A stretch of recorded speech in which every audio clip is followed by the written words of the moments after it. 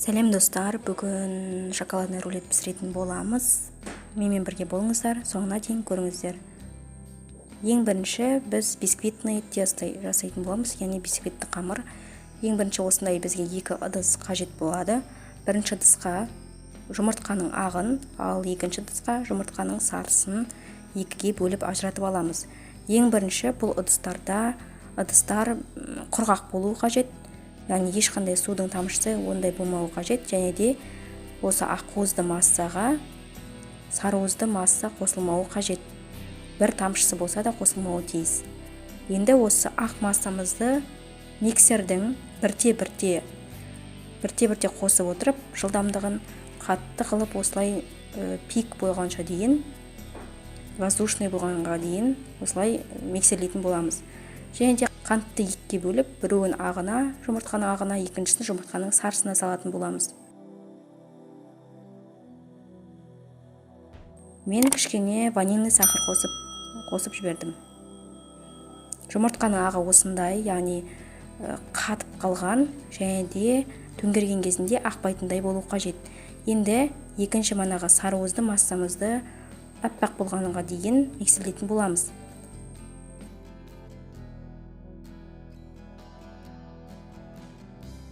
Бұл енді құрғақ массамыз, құрғақ массаға яғни ұнды және де бір шай қасық соданы салып араластырамыз.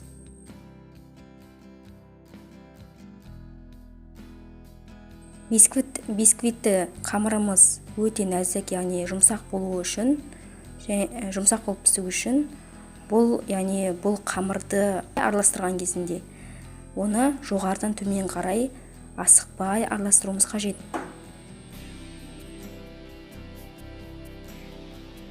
Міне осындай болып шығады видеодағыдай.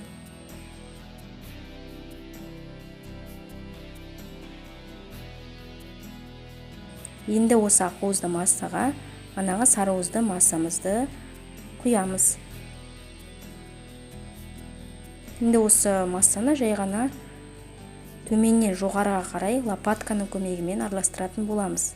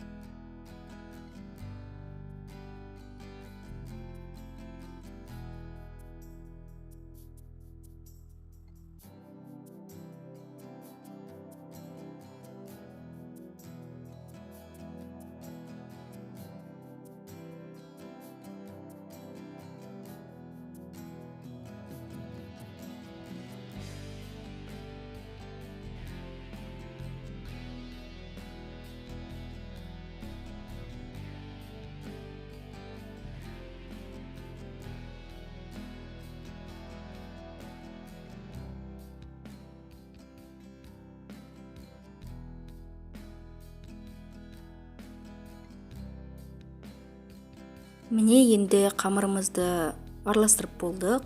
Енді оны манағы құрғақ массамызды 3-4-ге бөліп саламыз. Себебі барлығын салып жіберсек, онда қамыр ондай жұмсақ және де дұрыс піспей қалуы мүмкін.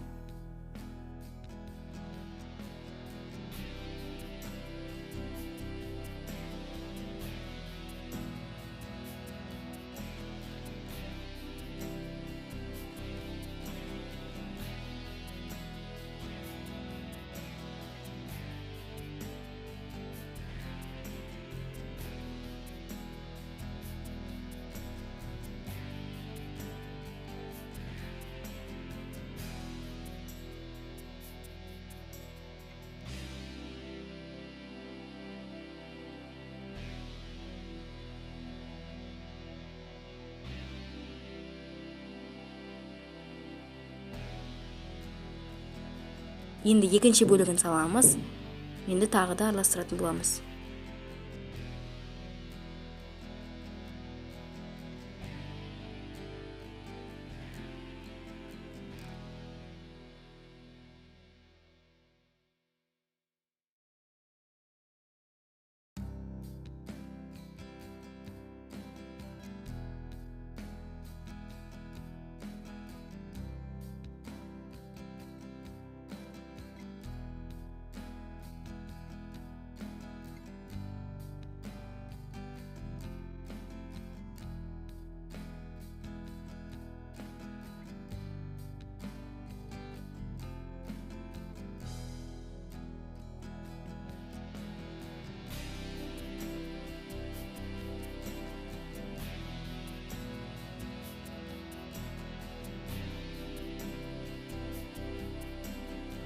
Енді үшінші бөлігін саламыз да барлығын жақсылап тұрып араластырамыз.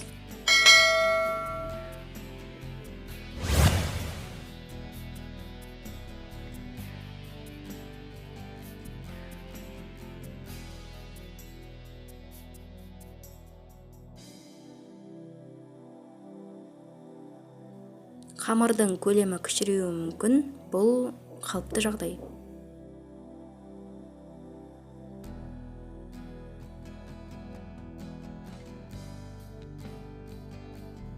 Қамыр біртекті болған кезде араластыруды тоқтатамыз. Көп ұзақ араластыра берсек, онда қамырымыз одан сайын кішірейіп кетуі мүмкін. Және көтерілмей де қалуы мүмкін. Енді оны қызып тұрған духовкаға 180 градусқа шамамен 15-20 минут пісіріп алатын боламыз.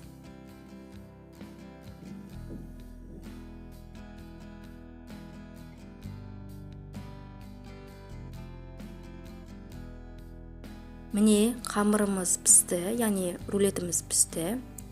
Енді осыны піскен рулетімізді осылай видеода көрсетілгендей сүлгіге жақсылап осылай рулеттің пішініне ұқсатамыз. Рулеттің пішініне ұқсатып осылай домалатып қойып қоямыз. Суығанша осылай тұруы керек. Енді кремін дайындаймыз. Ол үшін менде қаймақты крем, яғни сметанный крем болады.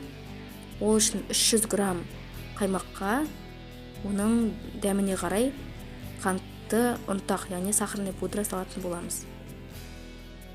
Болды, осылайша креміміз дайын. Тек қана араластыра саламыз осы екі массаны.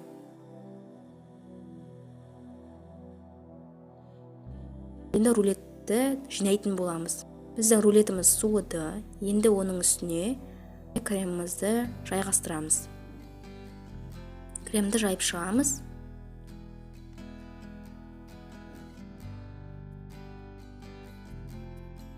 Осы кезде жемістерді, қандай да бір өзіңіз ұнайтын нәрсені осы қаймақтың үстіне салсаңыздар болады, осы кремнің үстіне.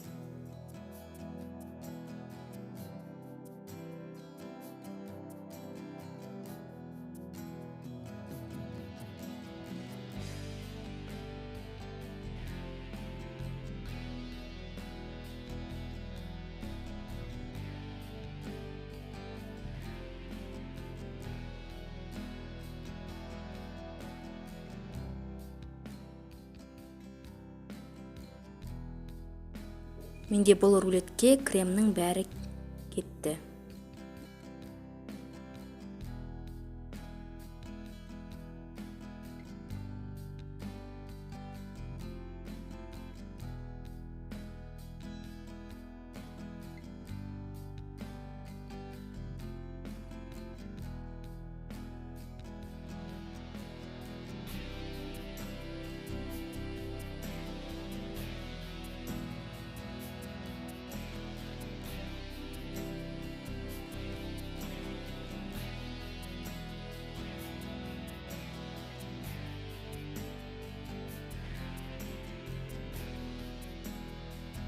Рулеттің бетін өзіңіз қалағаныңызша әрлейсіз.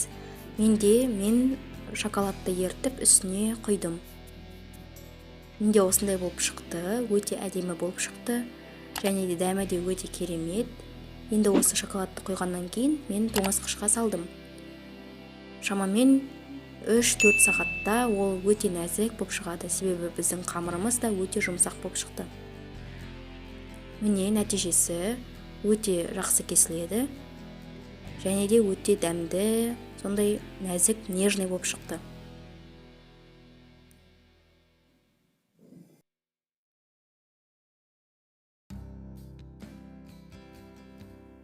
Видеоны соңына дейін көргендеріңізге рахмет. Каналға тіркеліп, лайк басып кетіңіздер. Менің еңбегімді бағалап кетіңіздер.